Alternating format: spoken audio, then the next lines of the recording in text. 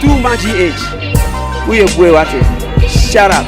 to your fans and everybody who is watching. Aha, too much age. Akwaba sunko enkoma obibia sedaneda. Munya ebre eje ejwatie ensemwa mosonfo muniaba ekiesi kapamede ebebe somo ewo ye fidie kese yi esu tumaje said the muamunim no. We are your number one loyal incredible channel ye wo ho edemamo abrene abrebia ensemwa ya na yeda yede ebebe somo no ensema chese yadomo esukọ etiemu ahunhunu die etuetuemu eno ene yedibegu eye apno eso etwe no sre ene abasa epensem ni na ne promise be sanse be bia de da no se wanfa anto a free etom na ene de aba bedru eye yapno eso ede ekwakwa yesem asofo se enyomo mbetimi aye ede twitwa age wo mo ho akwa ye duabo akoye edidi atem ene de ekeka nkasa achese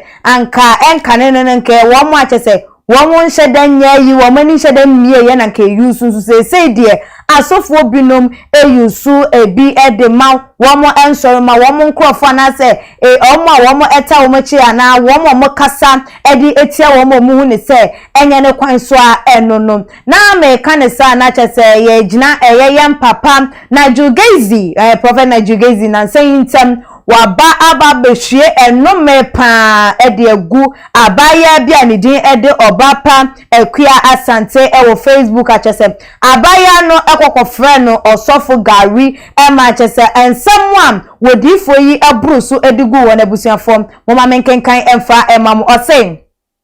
Obapa ekua asante, I release a curse on you. May you suffer before you die. May the heavens be closed over your destiny. May your womb never produce any productive seed. May my pain in ministry be an altar against you forever. Prophet Nigel Gaisie we ene nsema chese wo to osuru mu abaya no chese na brabo mu ne hyebre eso ena ebiom nso nya de se na wodi a chese nyankopon ahye se ma chese mo wona mase no se mpoano anya ne nya de se wono wo betimi awa ma na se adori ebi mpoano anya mpo de wonduru eye ehonum na ebra wo bre ewo ni nya mesumu ni nyina no chese wo sorry anas wo so ne se afod bu chese endi abaya no achi ne nkwa na nyina na ebusuafo eno nso anso wono ma ye nyame ni pa ye nso ye ni wo mayi emu ye papa ye Reverend Owusu Bempah mo beka ya abatuo ni mu no vim lady eba abonti anache setama isi baba baba ni nyina na asofo bi no mo so hye wo members anansa political party a wo mo gina kire ni nkran se wo mo nkoso amompa ye na wo mo mani na ho na anyesa akro no ekomu ne won kro ne bana nyame a kire sem womo ene bewe ne no ma vim lady bie na no ka sem ye fake pastors yi womo nya de womo eye no na womo nya de womo kekan na ye abato yi ama womo to adadi na no na chese wo kekan sem bebre abusua ye nua ban ne se ye kase ye boro so a ade ebesa eno na chese ma ye papa Reverend Isaac nso so bebe so eye ensani mu ono da according to ono krampo no wo bi ene di video no bebe kire ne ma ne hunu ye na wono nso baba be kasa o se na wo abaya wanim den say chese emema taso wo ba be kan sema me gina ye radio stations ma wo ye aduma pase wetime gina na so election wey na wo fa ha na wo se ha no ma na me bo aba so wo ti ba bi kan se mu ede e kire me no nso so chese wadi na tempo pra na abusuam say no nso ede ne nsem no etu dwa was look at a woman with a masculine features who always speak nonsense. I called her on phone and asked why she would make such utterances about me, and she replied that she was only joking, like seriously. For in some way, and I was also so at the two a jam. Just say I'm gonna for doing one woman say trend the brain and I saw for you one the woman who a watch say a cabby be the toe so na say yana quite so no one say yeah cabby be a chill na say woman is uncle yan from a while and no many a year the attempt and a woman a use so a day a take it revenge there ever one more hono one more gen one more and say a year asem na in some way ama mato ensa e de afremi ankasa me papa ma de nyina Apostle Ajiman Pempe Oda, the Bible Church of God serving the world in kind Kaswatuba Junction. So ono so mfa na dwencho wofa ensemi ho metu edwa no de din a wota boa na ni eje won na wo pepa ene God's watchman no sa no wo se wo ye ne nyamedwuma ewo asase yi eso enti kan wan na yembowra ensem ne ye boawra mu no nsoso no na wo share link no fa ma afoforo na wo mo nsoso nhwe bi na wo mo ntie bi na wo nsoso wa dwenche bi ensem bi se bi a wo di tu edwa ya kenkan ede amane yiyi ano amamo enkakra Abaso. Yes. God's watchman. Yes.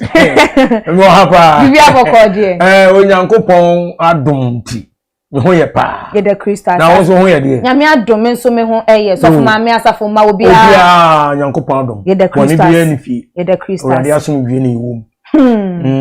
Na so ma me ni. Obi a ho ye. Obi a ho ye. Ye nti atinka boni bia de na chese. Adom na so aso yensu ebi. Onyankopon adom ti ya. Eye.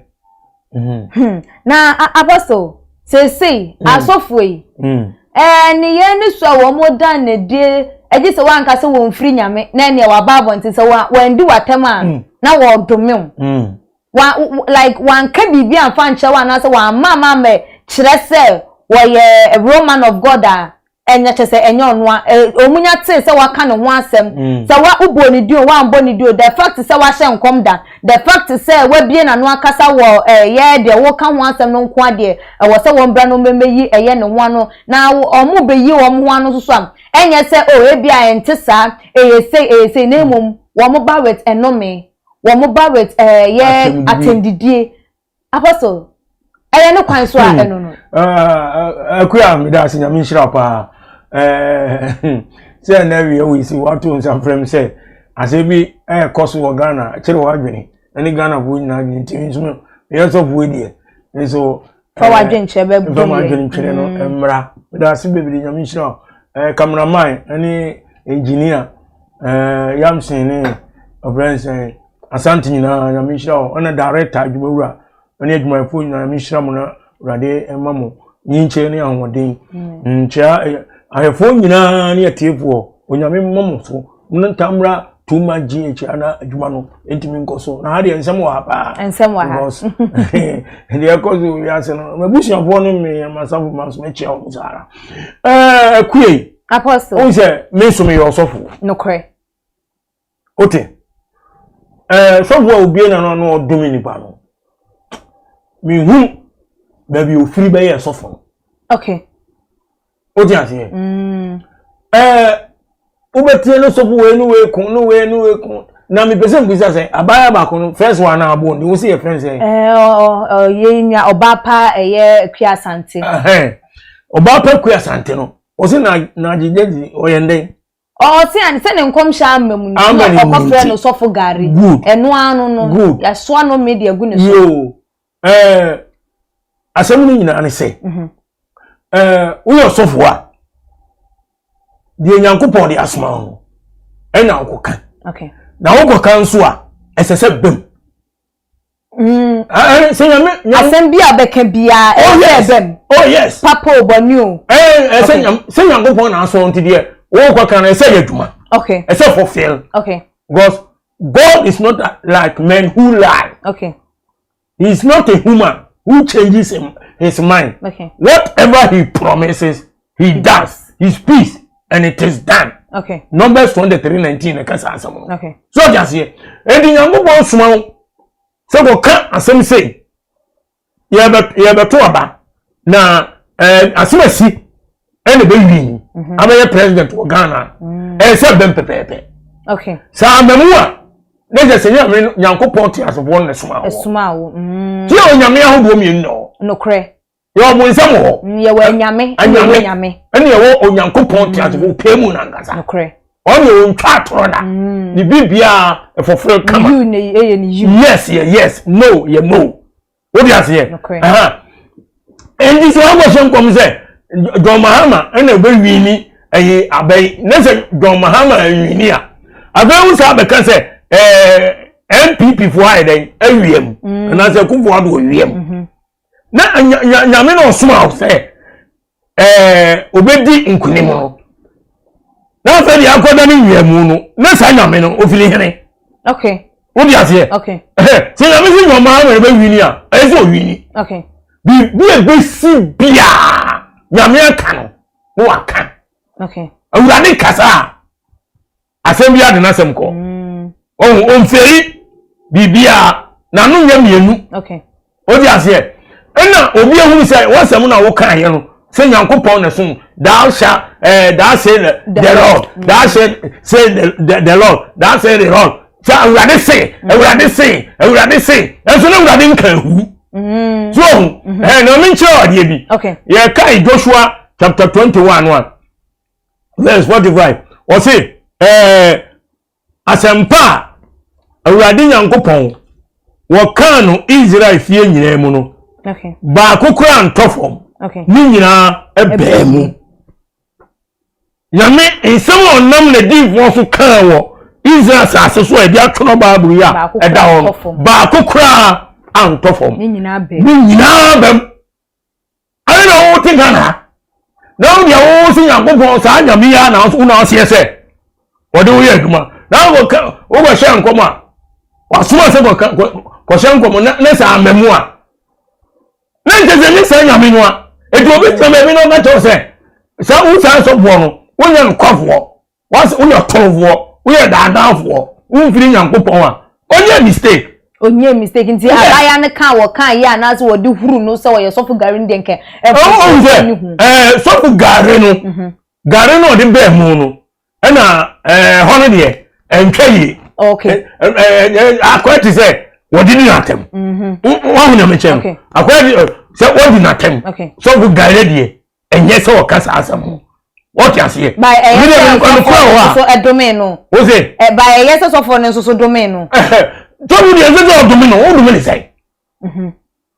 o do me no say asa nkom na wo say no amem wakasa wo say we ye sofu Gari e na me ga say ono oba no sofu Gari na o kan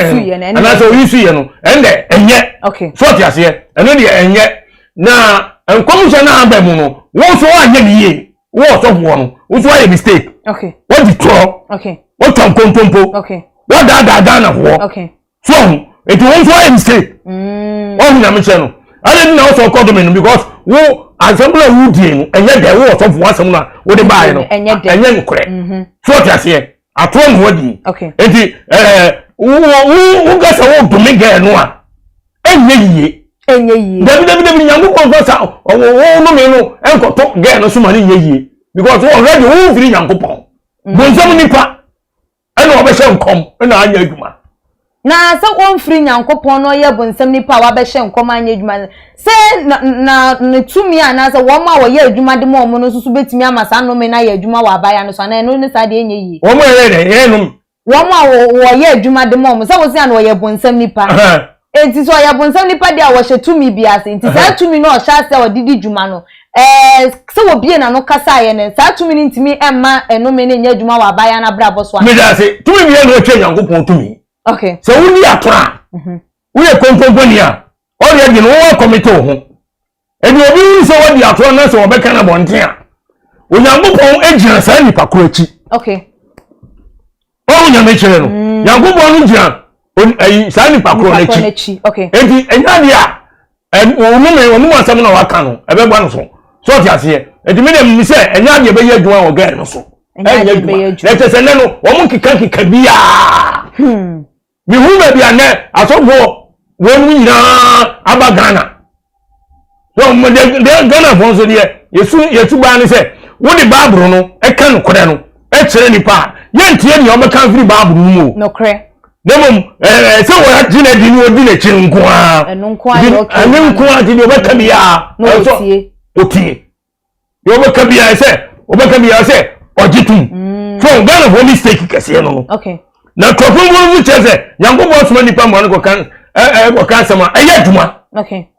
ba kuku veri Nyankopon veri na sem bi ada okay na se o tase fo Nyankopon na asma se we bedi akonya se ndi si be wini na se ndi si ko rusua enna me gaze na se nyame o soma wo no o veri hene o dia fe okay na se wo no nyame papa ba mi nchao okay John chapter 8 verse 44 to 45 yentie urade asem. Okay. What's it? Modi e moja mu free ni mu ne obonsam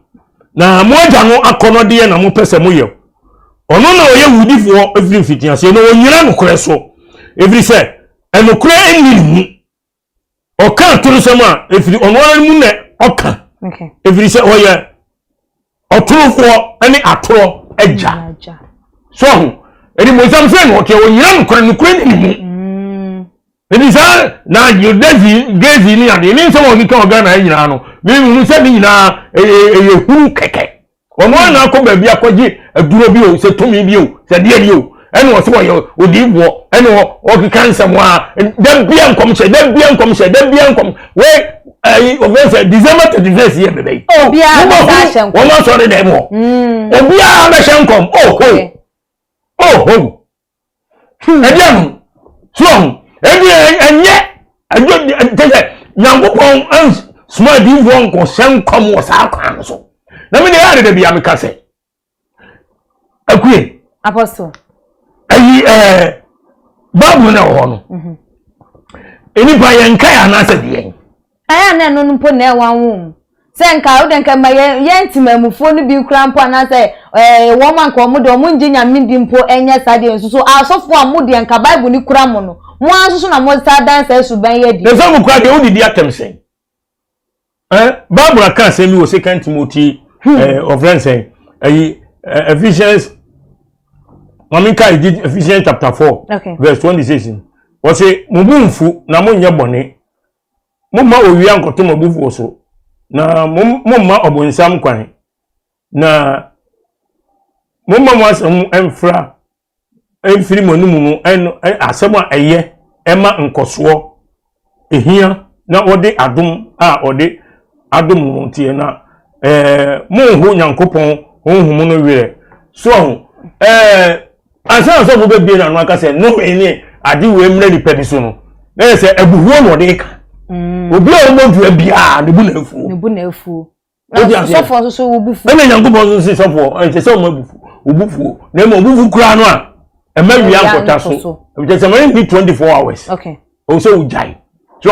enti so o so wo do me nkrofo a me se babu nu ho a mi hu adifo ne osofo a o mo do me ye yonko osofo both all in new scriptures eni osa ebuni ho what you say okay show numbers Moses the time ho so who ti asem ni ya yeti apostle Moses amra ninya Aaron ninya ba Miriam wo mo kasa ti Moses wo bra ko ware Ethiopia ni ba bi samra so na Ethiopia ni ba no na oye ono ye genta okay enti na ya me ahye mrato se mai se ni bia nko ware amanama mu ni Moses so okoware di o mo say Moses wa anya ni ye enti o mo eka sem bi e de etia Moses na Miriam of Numbers 12 verse 1 na Miriam onin Aaron kasa tia Moses say wa ware Ethiopia ni ba if he say na wa ware Ethiopia ni e baabi no kan say Moses nko aso na Awurade enam kasa na onfa yen so enkasa bi Awurade te verse 3 ni tie na obayema Moses die na wodo pi esini enipa omo asase so nyina won mo yu ankasa Moses nyango mo re di ma no kai kwa na me mufu wo mo o de yade to wo mo ti so for de ye ka asem to so wo se wo ka wa no to manya me wo se wo do okay ti so wo bia wo se wo do o so ye ku nya butre o to mo ase di so bi ni watam obi kan sam ko agu so a nya butre en retaliate okay o dia se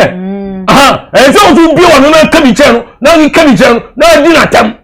Said the nebu social media. Condemnation di appear attempt. Appear to di Osofo should attempt. Osofo to do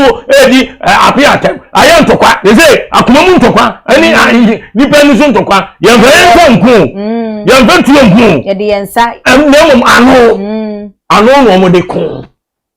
And no. So, ebi so we are Osofo. We Nyankopon nipa. Wo ze nyame se no ojo. No ojo.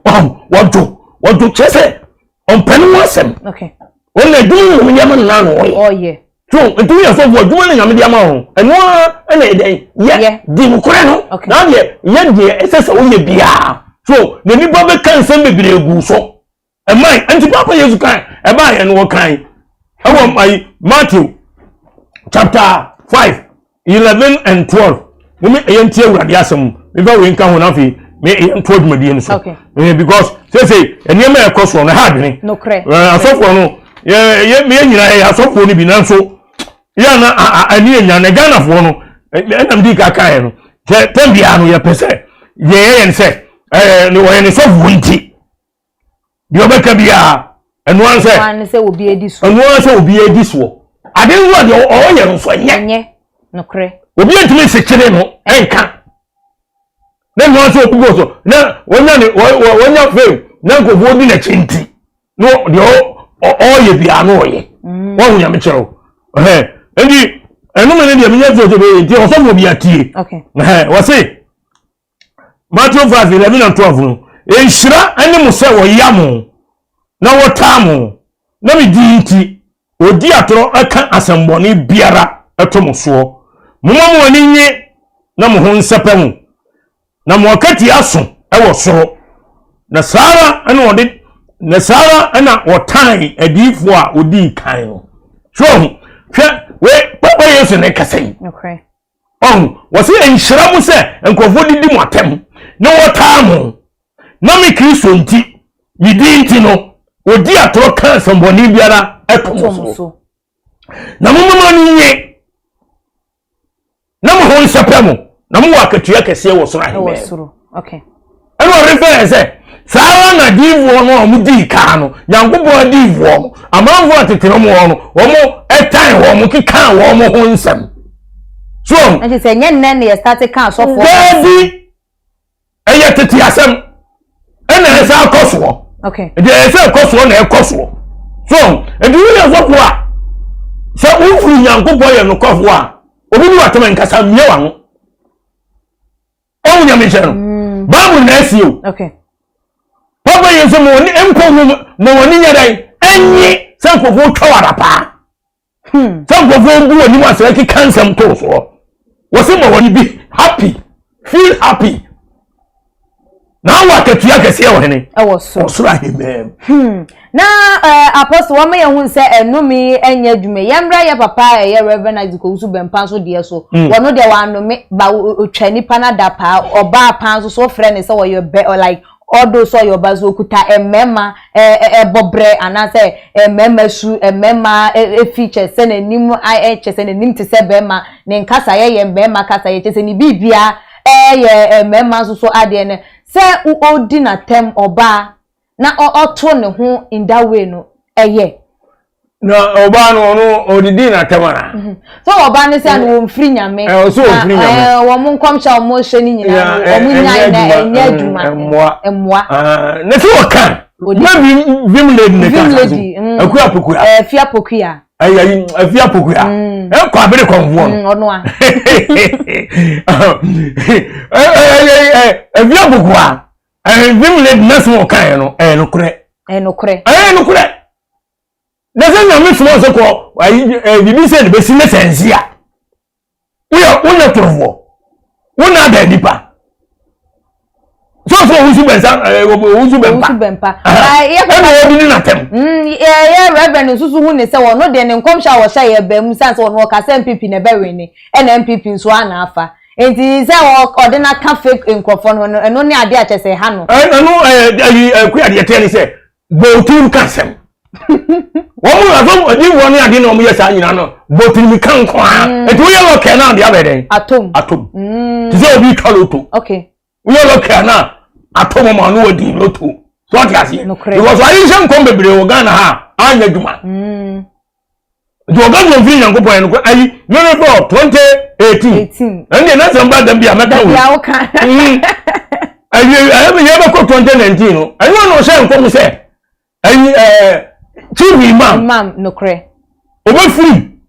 obe wu 2019 na ye komu enti ya mompai no kre enye sa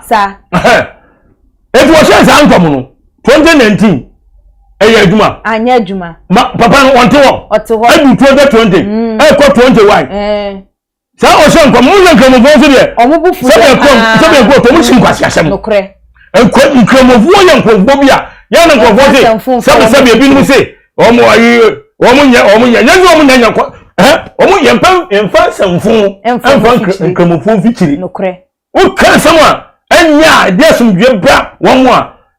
wa he ko be chewa buwo prepra wo kuma to atwene na Yakobo na temu wo no obobu aten omo se omo anko na sore omo ko na sore omo kokko se nioma fine si baba me say omo ko ye omo go ade ne si no ho anka de ne be si ne nka omo kan dia to atwene mo ja be pram no ka omo kan dia to atwene eno mo se ho ne manyina ena kire no ope ni pa bi se omo kan no ena ye ko chi imam na so omo ko pacho sa e wo gana papa yan won tuwe otuho over 100 years na me nka se akwe se e no kure se anko be 2019 po ne ko wu ya obi a wonya 100 years akwa apostle obi a wonya 100 years owu ya na nka yeden ya yinim se owo de da mansa ko obi abekọ se o kasa o hu se bi a wobu o beturu ewu to kan se memu ne papa no wu ya na je so ya de no ade a tife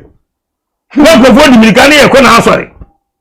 na de ye se wajie bia no wajie GP ni pa ho no mo omo pe fe ni ewiase mo ni mo nyam ene sikani ahonyade eno antu no mo te ho omo nkan kore so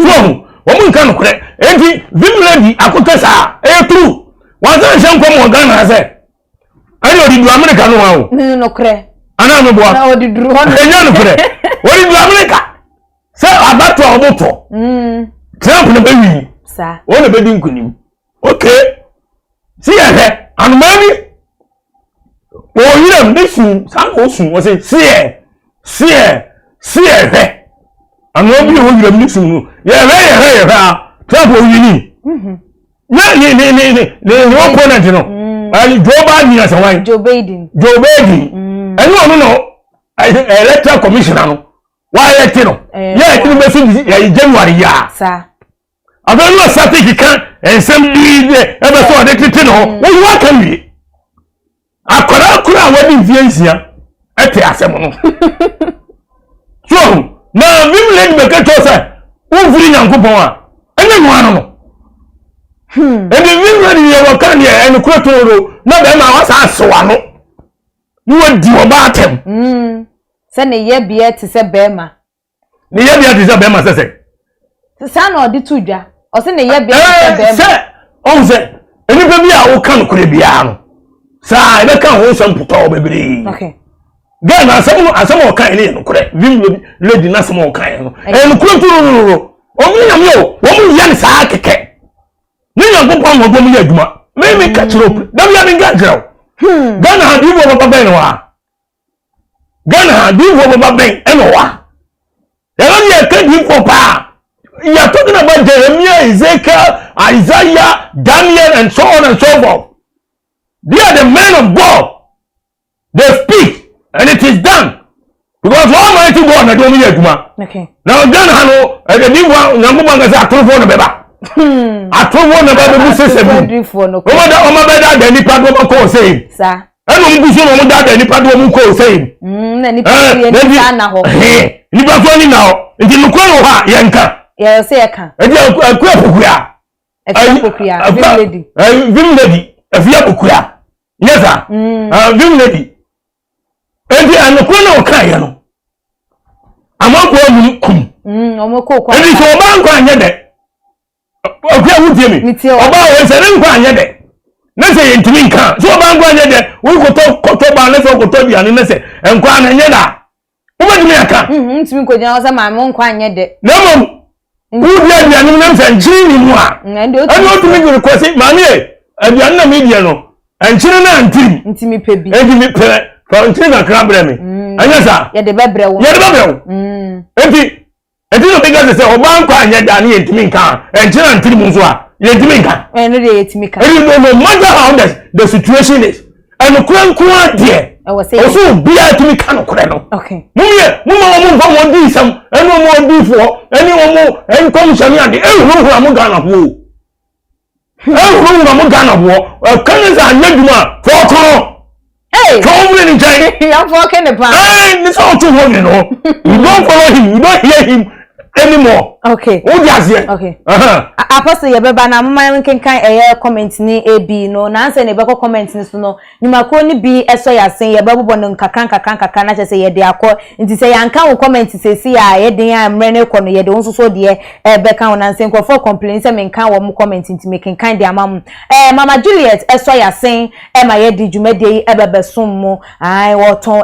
kitchen appliances bano kitchen utensils ni de keka wa mama Juliet o sa akade ni nyina ewo no mu achese ene say ye blender say ye bena then I wo hwehwe ewo ye mami ewo a wonya bi ewo nakache hwehwe na cha kwan ewo abekan lapas na ebiem so fane number ewo screen no eso na ene ne ntwetwe nkomo delivery crampo na wo be ye de amawo na ye boira comment ni mu no ye rade kasade de abo see you guys should also call Gaisie the cares that he curses on the girl won't work on her. Okay. Pet love, Eddie de Eba, say Papa, God bless you. We are tired of these self-acclaimed prophets and pastors. The Bible even says, thou shalt not curse. But these people do it like they own God. They can't obey this simple rule of God, and you call yourself a man of God. They are not even qualified to be called children of God. Okay. Aketu and Koma and so Edward de about say Ghana has a big problem all because of that boy called Jesus. Okay. Hey, Samum Jesus boy ma yo de no wadwen kire ne utimi de ba one one so ebe was saying but true Ghana cannot move forward because of be try won sem no e de asi honoma because I had odi atemanya de say be kan de amam ye nua bi so Edward de aba who's type so and also so saying that is my true apostle. Anytime I visit Ghana except to see me, I am in Plettenberg Bay, South Africa. Yo yate Esmond and so the other so watching you from Italian. This man talk all God bless him. Okay. Or also so dear no now apostle na say do na ebo aba so bisi ane o free abroche ba hwehwe ne say obeba ba hwehwe we kira yo nyame hira no na me pese yente bibia ase ye hwe Bible mu a na sofo panyi bi na wanyini nani afi enkwada na wo mo twetwe no efre na kokora tipa ema tese Elisha an wo phrase sire ema ebebe brain kwada no enti se nipa anase wo sofo na wa hyenkom na amba mu na wa kwakogina social media so no wa fe no sofo Gari na wa dome wa enye Bible na mu na wa use because they say mu say na mu use Bible no ye nyame asem no na mu fe ndi djuma enti wo hwe ye de obi ye eno no so aye bi ade enti no no ne de ne de hu ne sem fom so wo ho yo sikape nyame hira pa onfe tie niye elaja na ye kan ho asem wono no ye kronkron ani tinini okay ye nyankopon de ne ye adwuma ya ntene ho asem woni biara okay eti nyankopon de ne ye adwuma eti obi na no be ka bia no ebem ye adwuma pepepe wontumi va enne prophecy we no antoto Elijah Jeremiah Ezekiel Daniel no ani tetefo no ho e ma ne yeye entumi so yeye because asofo we no ye bom dini e ma obu wa wari 1 2 3 ejai asa wari fufuro 4 no wa wanu mo ja no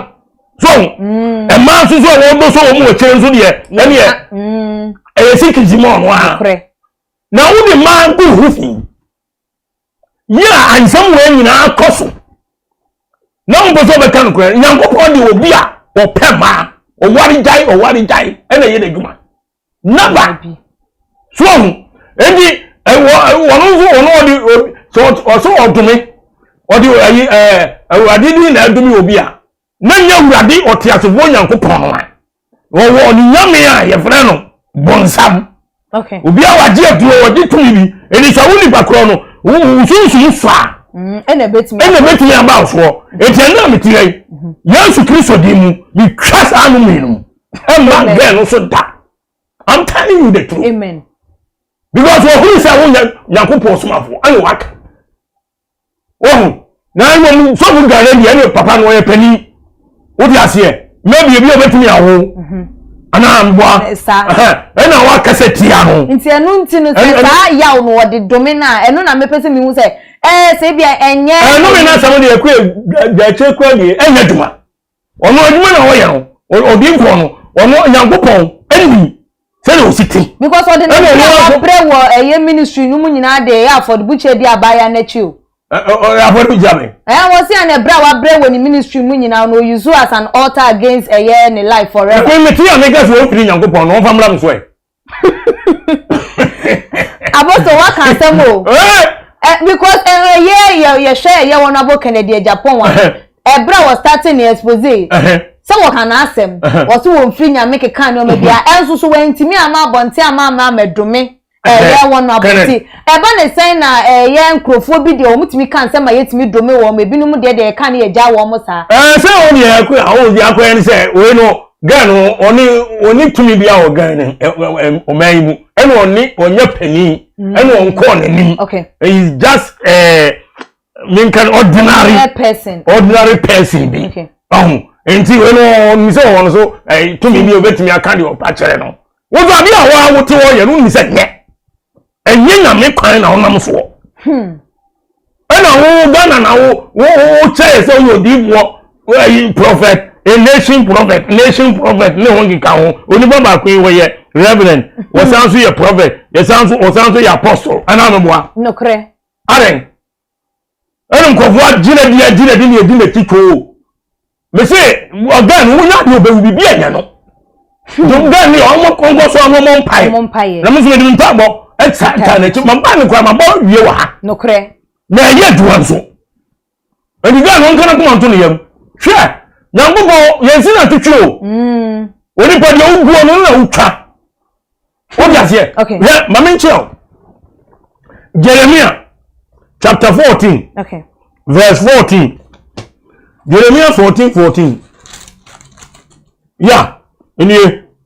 na awurade ka kire me se atro na divo no de hye bidi nkom okay me nsuma won na me share won na me nkasa me nkire won atro anisuade hum ene nkom hye ene asewuhu ene won akoma mu na ada ene o ka kire mo tete na divo apufu na bi wo okay Jeremiah tam no me bi de wo Israel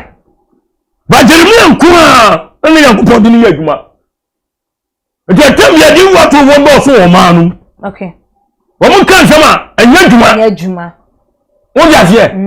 o ti kam ya nan da ku bi ni tiye ya na tom no kre o za ye o sa di no coincidence coincidence so o nya me chenu endi no edi wo no za nyankopon no wo kan sam wo se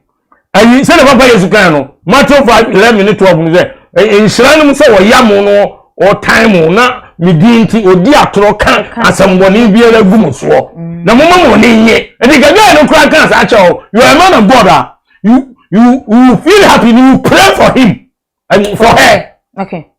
you rather pray for her because Matthew 5:43 down you so mama mpaye mo matamvo wo mo ha mo no mama mpaye ma mo shira wo na mo ndume wo but that's what the Bible says. You say you shira na sinche ni mbom na yedema. So say the man will say asofo ni edi wo bebre ya ba Ghana ha no. E mu binu mo ye guma no. Ye funti ye. Okay. So isika ni ba ni ape. E wo pesika no nya hu na de. No nya edi e na bebre no o de no ho hye politics ni. Na ni siga so ba. E di ahuna de ni sika no mo nya bibi a nya kwaje kwan no mo to wa ye kire ni po. Wo de den use the Bible. So you see Bible really ya nyambo boy kasa che o se ko kase ya yes ya say yes ni yeduma no say no ni yeduma okay What you make them say I'm small now? Yes, and I'm making a quarter no. What are you talking about? Yeah, I'm going to Ghana. Once a son drink. Ah, God does not change. He's unchangeable God. No cray. His peace, and it is done.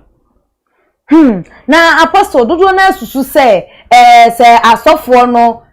one suba or modern dear, and I said the one be one who didn't crop them abdominal. Ye. Didn't you almost say a yen say Ghana for every woman near Bomuasa for you know what to 2 women near say, or my imagine say, I saw for one some and answer and performance and on back on social media so niggas away who now a ban no a baba yell no a penny baby afa no a back can't be no de go if you go how we name one tell once them and answer like when she would that and so when you who say one no more when you whom for you social media so artists will be can be afa one name one till once and no no so can be put or ede afa hu ntia yes anso so am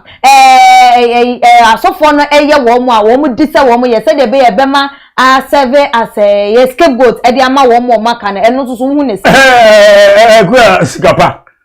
me da si ya mi sira so won say awurade kan sembi Matthew 7:20 or say you know them by their fruits. Okay. By the fruits you shall the tree be known. Woman ye nipa yesu ene e ban no ene kire. So what you only question do obi atamu.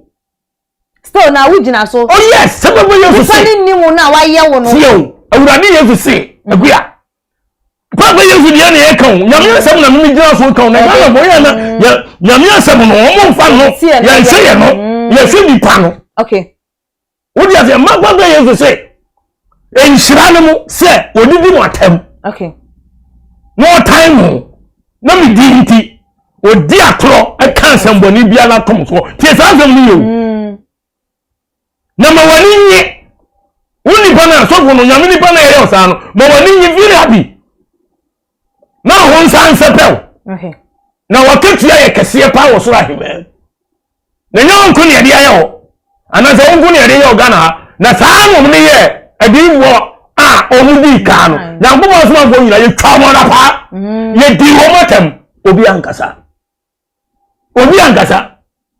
so de awurade aka no sa ne be ye international say apostle ntwa no na che ya so far say ye wa wunya ka wo ma sem hwe obeba bonti abeso so no atwa dapa na che nya nyame na asoma wo mo dabi bonsa ma asoma fo okay bonsa ma no wo mo okay ultimate was First Timothy chapter 3 verse 1 to 3 no quotation wo de bia be ba so ko wansem kon gba de beba o say esu efata Kristo sofo okay suban ya o say Kristo sofo bia da na di na awurade yankopon atworo ha no enti yentie o say no kwasem ni se obi pe sofo djuma wa pe adjuma pa okay adjuma pa no enso de ese ohwefo ni se wonya ne ho asem bi nka ese mo ho nsem de ja okay yenya ne ho nsem bi nka oya oyiri ba akukuru ozo ware ba akupe giso oyiri na wu ansa no afa tuma sa ware bo foro okay woni to ofran so oyiri na ne to no wo be ja no a giso ba na kobo adoman okay ansa no otumi ye ja no na nkrofo de ntisa e ma no oje ja wo mu nyina no adiwo no mo yes ane no wo ko se ma no ye ba out ene ya tinkona ene ya kan awade asem no ka ba te ma no se mebeka wo di ase no mo wo ni sika wo na hunya de no wo fe no wadi din wo Ghana ntino wo no hwe ano ga se sabi prebiasa be temu hene watan wo fa hena ko do mo yes I'm talking to you. Me kan kura chewo wo yiri ba kukuru na nusu da ho tie niye na nusu da ho na dini mutie wo ye no ho wese ope ahoye wo hunu nkyerɛkyerɛ onya nsadwiam aso wo bebire wienza rough wo hunu de me ye se me aso tofuduma ma ye che me ni mo baba wonya nsadwiam onya pupo ene ekoso ye Nemom ojuo. Okay. So for ese we dey. Oju. Onye tutupe. Onye sikani bere. Ese so for no. Bible say o ese. ojo se the Moses die no o se Moses die no ojo se asase no so ni penyina nyame ne ka na asem ma nyame ne di ma no so tete na nyankopon ni ma wo yemfa nto so na ba nyanya den enye ho wi nyankopon ni pa na nyame ni pa e se odi nyame nsem no na eden e tena se ye dwuma e wa asase so no bi kan no kan bi obi di atem no di bi na you don't go the Bible way. Usuma no ni Bible no nko ndi mfiri nyankopon me hu o mo so mo mfiri nyankopon because o mo dwuma na mo ya ni Bible no nko na ni Bible no nko na mfiri nyawo baba yesu kan wo so o tan kokura no mana bia ni bompae ma no shira no mendo me no okay na se o do me no a enjira be na wo baba yesu ne kan so dia se enu wa check qualities ya esa Osofo ekuta wo mo okay no mo tan edi tambia no me hwa Bible no de awurade e kan me nsa da pa ni ba be twam bi da enso kan coat na kan shirt so that because I understand say ye do watam mo nkra ho ene nyame sunsum no eye adwuma ni opetuma da pa nya masem enva me ho o ya se na mo ne obi kan bi ja obi kan ya ngo wo zo ko se jamfon bebre anya adwuma ena film lady ebi abokura kwa amere konfo enu otu mfiri nyankopon a wati na wati odi for utimi ejina like because of nipa na hyenko na wujina so ka se wo mfiri nyame because of ne nkom hyenti sa anyetuma sa bem ana bem na Gaisie ne Owusu Bempah nkom dia mo ani badu kobi wono kwa wanga se aba ye betu na na bewu ende ya asemo ho wanga se bewu anza ni ato aba no obi wu se na chiri abara to na chi obewu ebi nso so enya de so obetina se ne wahunu eye ni victory ene ensam ne de bebre ade hone suma mo kanzam ene ba abo aka no wo se awurade se atro no mo ni hye bidi ni nkom enso a o me hye ho wo mo ngata ni akoma mo ni suade hunu ne ense wuhu eno mo ka kire mo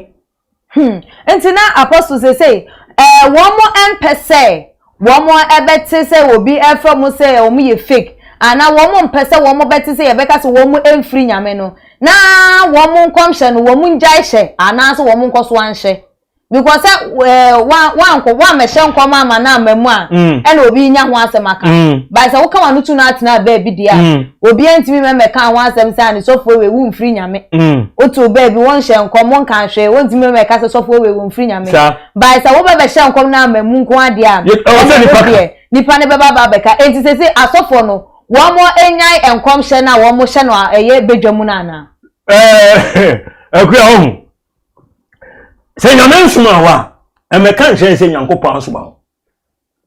na obi nyankopon nsuma no o ka nyankopon nsuma ye no kore so atase enu bi se eni enkom se na abai o be hye no se December 31st ye be wo mo be hye enkom yi wo mo nkom be bi tira enkom se na mu aye o amu Ghana amu aye ba bia se de hia ni se mo ma cheche Ghana nyame kwan nyame ahyede e cancer mpana hye ni patu yefo na boni bebre be ekoso no ya twe ho ofiri ho wo dia se ensancherne enkom hye adi hie envani ban koso ahimamo okay na wo nyame asem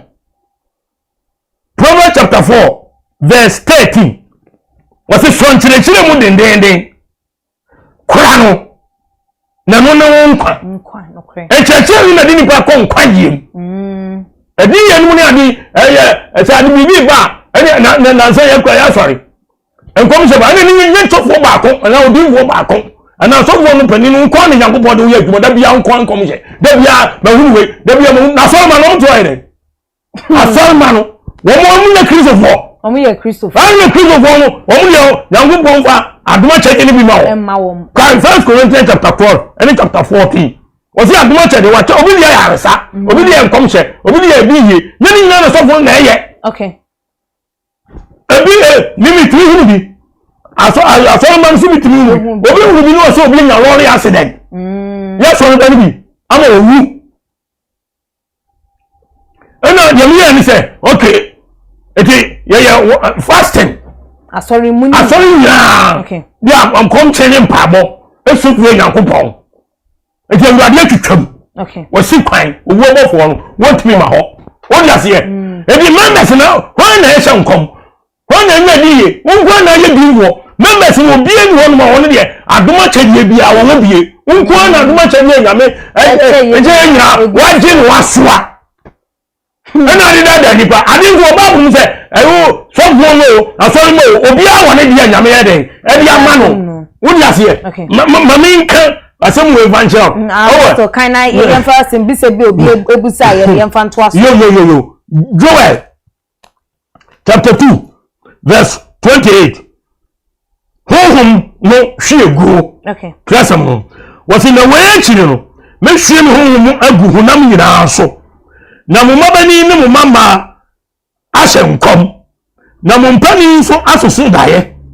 na mo mrantie ehunu anifuade akua apostle asem ni enya no nko bebire ka ho no kre enti na for the Pentecost day no ana nkonko no sha ase ye adwuma enya Peter nko a ene na wo anifuade hu wo nkom hye wo we o cancer mpa obi ne ye nkom hye obi ne asampa ka obi ne ye diye obi ne ye sei obi ne kwa de ye obi aduma chade ye omma nyame masa ni poni nesika tambia mo ni sika boa ama Nyankopon ko adwuma no ko ni ti ehia ni nipa bi wa atoro mu a ne ya de ya boa no no nzo ne na kuma to yem nzo kwa so na yo hia ni a ya na den awo che enye wo di ase edi oye o sa ni mani nyina wo edi Acts chapter 2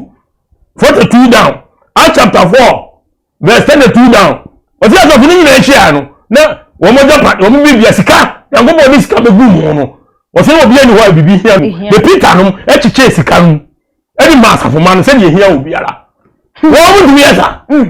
ebi ni wonum sa na apostle wo bi a statement a wo make ye time na make kan comment na wo de eba ye wo ndo hu ne se e de ekoso nyina na se de e ma asofo binom timi eye we di atem domini nyina no ni nyina ye nipa ba ko pe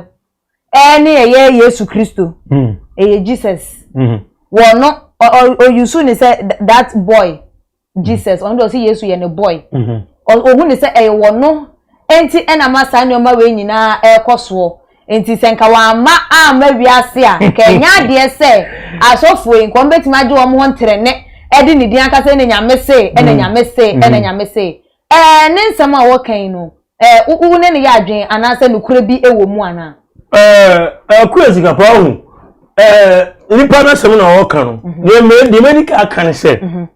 wanka se yi okay enti Onyankopon emfa no bo ne nchen okay Dise onimi ye woka. Okay. Na won tiase ene obie na no kasa. Say Yesu ye boy. Wo ba ye nti na je se Nyankopon aye mistake. So Osuma na doba kro no ma ne baaye. Osuma no ma ne baaye.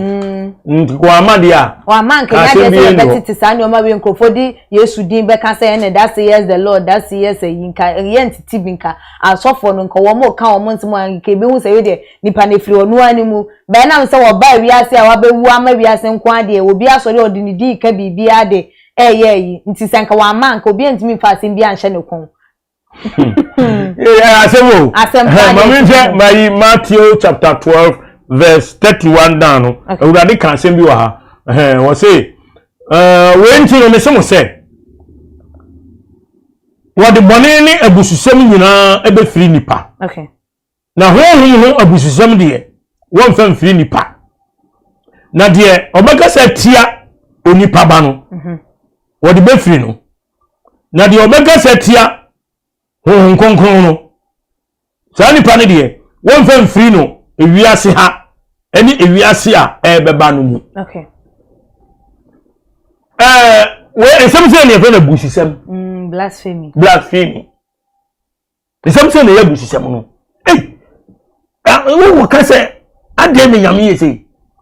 na ade no omusa no se ade ne Nyankopon ko bo nipa omusa sa asas mewe o jasie you say boni no busisem de o abusisem ni ba be ka bebre wo di ase ebe come bre ono kwa so ebe ko nipa be di dinatem aka fo a kire no o se o se nyankopon do mo ne mecha no Holy Spirit so ga se nyankopon ade a wo ye wa nyeni a o ka se ti ahongongon okay ti abrante no o hwe ni hu yi o hwe ni hu ni banka sasa oni mu ye o kan okay so ba bru ko bi mu tese obi na twora ye Israel for history book keke ye manual book a chese ye ntontwene ye ni eche ti enyusi adwene no kre common sense common sense now the other common sense no keke sansa wonu ye de be wiase sense na woni tim wana de man why na di adwene to ni petini na gobo wonu oni asem ho na asem ne nya na woni pa de na ye Babru no nya e nyame asam no wo so ye nyo wo so ye nya no wo wonu asam de ye bi no jini bawo apostle ide nto wase mi nti ase wo bi ase me kan say bia wo nti ase 1 Corinthians okay 3 verse 19 no ma me kan say bi vanche ho awurade asam ye no kwenti mi so mo ntie ni ye because on say wi ase be bi akoduro no one nyere ho say the Yesu kan Matthew 11:12 no say efiri osubani Yohane breso di besi ne wo ye oso ahenie no ho ade anibere so na wo mo ye ni abere no wo mo fa na ni den so at this age no one hwe ya mo ni anya den anyere ho a obonsa be wia be fa no say bonsa be say wo wura ni pa bi mu na ba bro no ye boom say eye ordinary book wa ye kwase book ana say ye kura ti ni pentie emu asem eye ni na ye bonsa mo kre eno ye nsa 1 Corinthians 3:19 no wo say ewiase eye enkwase asem o nyankopon anim every say wo chiri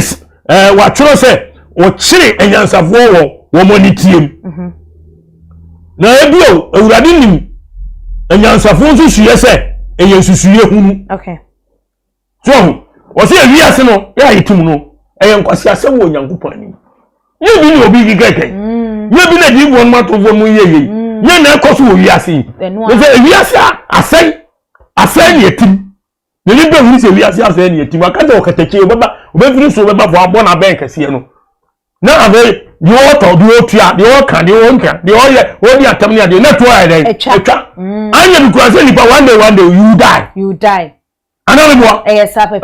wuri pa na o kasa no wo ye den be wiase ko fa so ba wiase huri wo ma me nyin se o ye fu huri enompe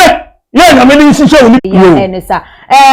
futuo ben sembe na de be mabunu no wo so wo mko social media so wo kafa eye nsofo ho no futuo ben na de be na ebiom so wa wo yonko nsofo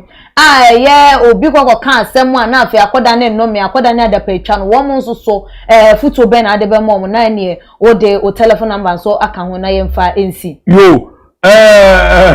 sigabe de metuma kan ne se maburu titiru ya mo Ghana ha eni wiase be bia social media no eye eso kwambi so no enye okay eye kire se utumi esua ne ma bebiri ewo so enti no ya mo hwe mo so yi okay se enfa wo ma wiase de wiase no se de yesi kɔ no eya kɔ wiye enti no emabunu no anti abo ase so ti ase na obi ansakra na dwen no onye awurade asempa ni okay na nipa nso a eye bivo asofo ya dwuma na ye no ye nya manipa okay ana ye sofo a wo kire nipa enkwaje kwan 2 Corinthians 5:20 wasi ya abofo ema Kristo se onyankopon na me yenso tuni pafo ni enya kwa akosora hime ndi azowo mo me mba kure no ena enya dwuma okay eno kure die enko hwesu mo se enko kamojawu enfo me bia sori enko die duro every baby enko fo kwati kwaren ema nya wa japade ni ahodie wo wiase okay na anya wiase japade nyina na ahwere wo kra enfa so ben ena obenya edi aso wo se amaye dini kwa asai okay di na o de so so fo kra no a obi hwa o hwa 22 ni 33 wo so hu enso adwuma no zuzu enye ayi obi a no ye bi saa so edi so adwuma no dene edi wontumi nya wontumi ni no kura no ma wurade dia jai okay na kokope buroni wa wubi na koto no kantamanto ana afami ndam kurum ana so onim ka kope trotro bi taxi bi metri hwe adwuma we are politician ni ade a na so be adwuma we a so cho ho si we are ba nipa ebi kare Japan sports na ode ba ni nyina no wona etimi a che no mo ba ngo god so wa sports mo obi entimi chese no kure silence is what concern ebi mo ye sa nya no dia kare Japan oto an obaka no kure so kan so one can sometimes so yeyi no kure odi ase when you Osofo and to say is more than a pastor, a prophet, apostle, money ade. And you know, say Ghana no yesu Nyankopon. Okay. Odi ase no be a jai ye wo ye. Ne mva no kure Kristo di mu anu kurem. Entre Ghana ha de hwe na politics abato ene de hu nsem aba nyina. Ani di wo de akopro no de mesem ane se me sadam yam. Yo mahama nya botre evie na ekwa anwa ubetuma stand biu na munyan court omo no be konyina ekosi hu okay ekosi aga me pa chaw eni sifo mo so mo twa na asundwe emra omanyimu na ndi bi won so mo to mo hwe ye na Ghana ya bre pa o akwam ni nyame ma o akwam ni nipa bibia ye busy basa mo bay 4 years na akufu adu insada insayem bomani ya na mo ni na ho na hweye na asundwe emra Ghana men eni ni pen nyina ye ho ntoyen enti mi da se Ghana ho mi da mu nyina se pa se Nyankopon hira asundwe nta Ghana apostle adma prempe the gods was mine mini misrawo wo pe counseling empire bibi hawa frame me mo Nyankopon pa ye mawo na asundwe ebeba ama ho ato 0544 262614 0544 262614 020 7020011 020 70 200 ena 11 awurade ene mo ntena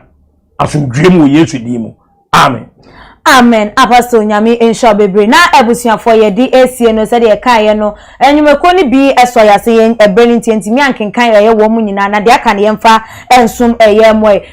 ye nitrofins eboye twi edomoba ne nchensen papa ye de eboye dan eso a nitrofins for ese wo mo ewo hanum ensu abrobo wo mutim de wo mu etim obema nchensen papa chese na huso ensesa enso eto chese ntokuro ntimi mema de demuma edan no mu ensuso enchensen a enwe na che eno akande a wo mo ewo entifre wo mo na wo mu di sa adwuma no emfa ema loan master so abepie mu ahano mu a wo mu interest rate so eda eye efom pa wo mo hwehwe se obi a wo ya aban adwuma ni a wo sika efa eye controller na ebiom so wa affordability no o twen ebe no na wone no etwetwen eye enkomo ane de wom bia no won so nsa ebetimi aka na watimi edi wudwuma no se de ese na fata ahwefo so a mo hwe yen de mo comment eba ye de ma dwenchan so ebetu eye edwan nyame enhwa mo bebre na mo ye ne sa na bring na brebia mo hwe eye too much enu ntino na hu behia se won subscribe ya obe subscribe na wamia adoma na won chen se de nya upload video bia wait me enya notification ewo wo phone o laptop na wo tablet eso na de be koso bia no ehwo na na wenya notification na watimi edi eye ehwe na wo ye ne sa na nso na wo share nya se wo nkwa wo nya na wo tena so ahwe da bi share ma afoforo ewo all the social media so wait me follow yen ewo ye IG page ene ye Twitter page so @@gh_ ena ebiem so Facebook eye @gh ye wone pa ye wo trending issues ye won sem bebre adane da ye di egu wono mo so betimi ahunu bi obo woni akonhoma na na adwenche bi awono wetimi ede atu edwa ama ye na emrepram no ye nya ho ayakenkan enso so ede amam aha ena ye di dwumadie no esie midi ede ekuya sika padasene ye besane hia Too much GH. Me did say Japan. A break and best TV. Me share too much GH. The move for. Hey, almost sports and as entertainment. Hey, the move for. Munko so show mo. No anybody de bia. Madam I say love you.